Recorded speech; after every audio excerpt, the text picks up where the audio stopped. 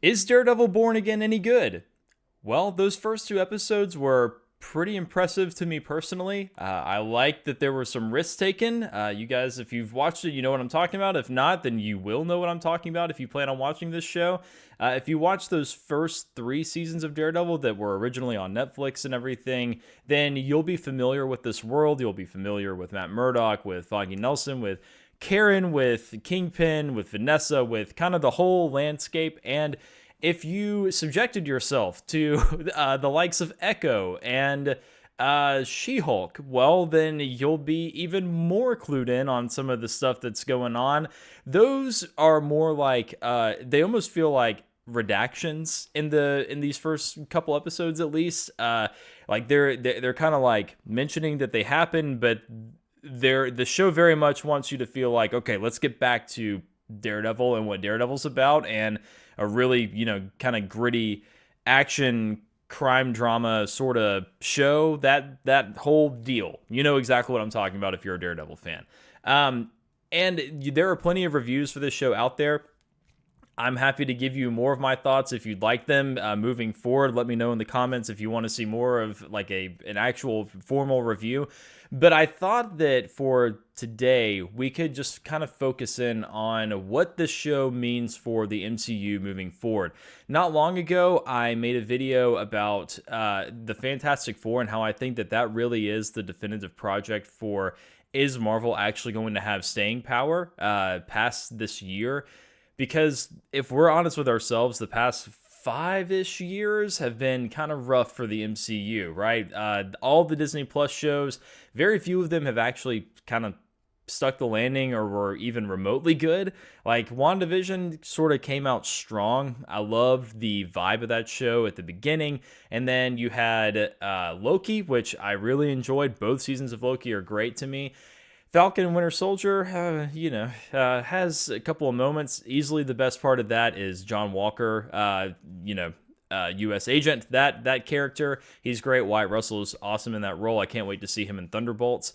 And the rest of the MCU sort of Disney Plus shows, like Moon Knight had some intrigue. I think that Moon Knight would benefit greatly from going more of this Daredevil Born Again route if they decide to do something further with that character down the road, which I read the other day that they're planning to. So let's let's let him be violent because it's also a very violent character. So anyway. That one was all right. I'm not going to go into all of them. She-Hulk sucked. Echo sucked. Go take your pick. Go down the list, right? We all are aware that the Disney Plus MCU shows are not awesome. That said, the MCU movies kind of had the same thing. Ant-Man and the Wasp: Quantumania, that was rough. Thor: Love and Thunder, that was rough. Spider-Man: No Way Home, very solid. Love that one. Doctor Strange, Multiverse of Madness, pretty okay. Kind of middle of the road for me. I didn't love it. I didn't really hate it. I don't even know, man. There's been so much stuff. Black Panther 2 I thought was actually pretty good. I just thought it overstated its welcome a little bit. But I love the guy that played Namor. I can't remember his name off the top of my head, but thought he was great. I thought that Shuri held her own in the movie overall. I felt like the Ironheart subplot, which they kind of tried to make the main plot, was just, it felt weird, and like they were just retroactively trying to shoehorn another character in that, quite frankly, no one really cares about. If you care about Ironheart, then I'm sorry. It's just, I guess my brain goes more towards the longevity of comics as a whole, and a lot of the characters that are more popular than Ironheart that we haven't even gotten in the MCU yet. So it just kind of feels weird that we're going this post 2012-ish route with some of these characters. I digress. The point of this video is that I think that Daredevil is a fantastic step in the right direction. Daredevil Born Again, that is. I think it's a really good step in the right direction. I think that if this show can stick the landing, then it'll be an even better step. And if it kind of does the Marvel TV show thing where they just kind of don't know how to end the season, or it just kind of feels like more setup for an additional season, or more setup for Daredevil and Doomsday, Secret Wars, take your pick, whatever, that's all fine and good. I guess the question, right?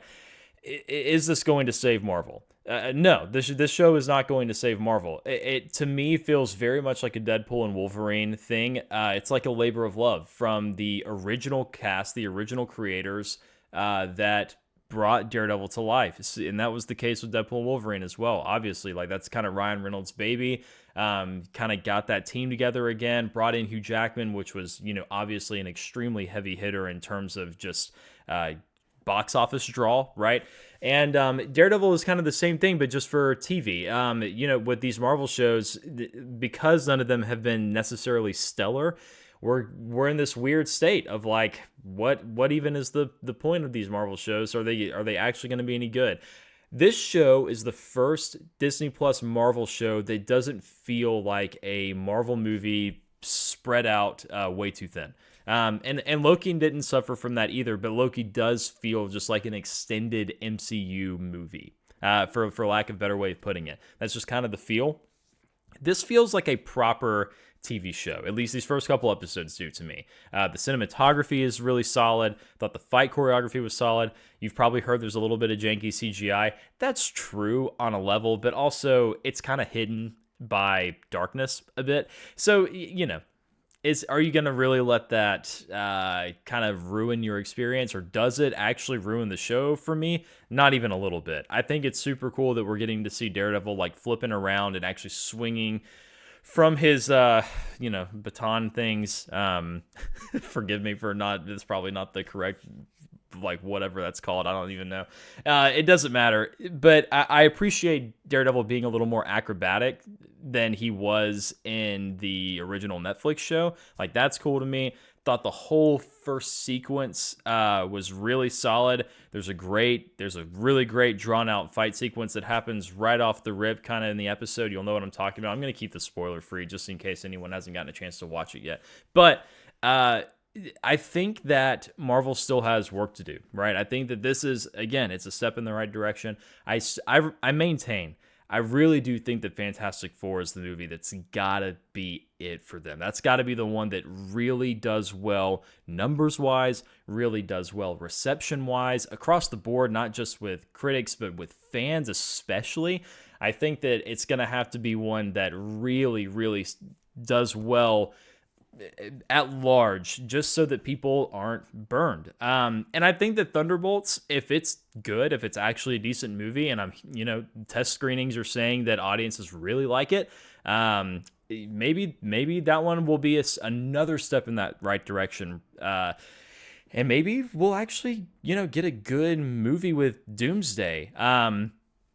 It'll be interesting to kind of see how all of this shakes out. There's a lot of kind of up in the airness with, like, actually the Ironheart show, for instance, and some of these other ones, Vision Quest, that are supposed to come out either later this year or early next year or whatever, but they're kind of like in limbo. There's a bunch of projects that are like that right now, and that probably has a lot to do with the fact that the Russo brothers are coming in, rewriting, kind of scrapping stuff, redoing stuff, retrofitting stuff, all of that, so that Doomsday and Secret Wars can be the best that they can possibly be.